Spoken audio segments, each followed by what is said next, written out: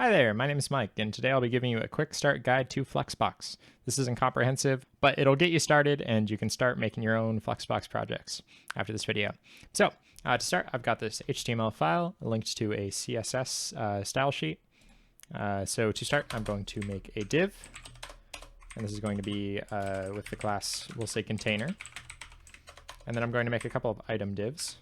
This is the typical Flexbox structure, is you have one Flexbox container, and then you have different flex items. So we'll do dot item, and we'll make a couple of these. Just go with 3 or 4 for now. And these, I'll number them, so it's a little more clear which one's which. You'll see that they're automatically arranged by HTML in a column. This isn't, it's not Flexbox yet. This is just default. And that's because each of these is their own little row. If we inspect element, we'll see that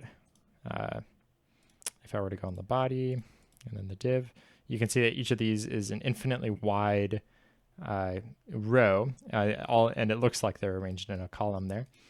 So if we wanted to change that, a good way to do that would be with Flexbox.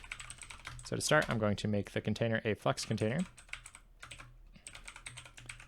And Flexbox automatically organizes them all into one row for us, which is nice. I'll make them a little more clear to see for you guys. So on the items, I'm just going to make them have a set width and height. We'll say 50 pixels wide, 50 pixels tall. We'll give them a background color of red, a font color of white, and we'll make the font size 3 times what it normally is. There we go. Lastly, I'll add some margin so that you can distinguish which one's which. There we go. Okay. So now we've got this nice little row of items, one by one. If we want to make this a column again, we can do that by saying flex direction, column, and then they're ascending down. If we want them to descend, we can do column reverse, and we can do the same with the row reverse as well. One thing about row reverse is it'll start on the opposite side, and the reason behind that is HTML elements have infinite width typically, just by default, but they don't have infinite height. So if we go into column reverse, it is actually at the bottom of the div, but the div is only that tall, if you see, versus it's infinitely wide to the edge of the document. So if I were to give this a height of 100 VH, you can see it just goes to the bottom like we would have expected. Okay, so let's go back to just regular. Now I'm going to explain a little bit about widths and wrapping. If we want these to all grow to be the full size, we do that by saying flex grow, and that is on the items. And we can just say 1, and that'll fill them up. But if we wanted some of them to be particularly smaller than the other ones, or bigger, we can set some of these instead of item, we'll say item big. Or I guess we can just add another class. And then on big, if we were to say want them to be double the regular size, we could do flex grow. And then if these ones are 1, we'll set these to 2. And you can see that these 2 are double the size of the outside ones. Another thing that you can do is you can actually just set these to set widths. So if we set these to like 50% of the document, and these to 25% of the document, you'll see that it's crowding and it's not wrapping around. And the reason behind that is Flexbox typically keeps everything in one row or one column unless you tell it to wrap.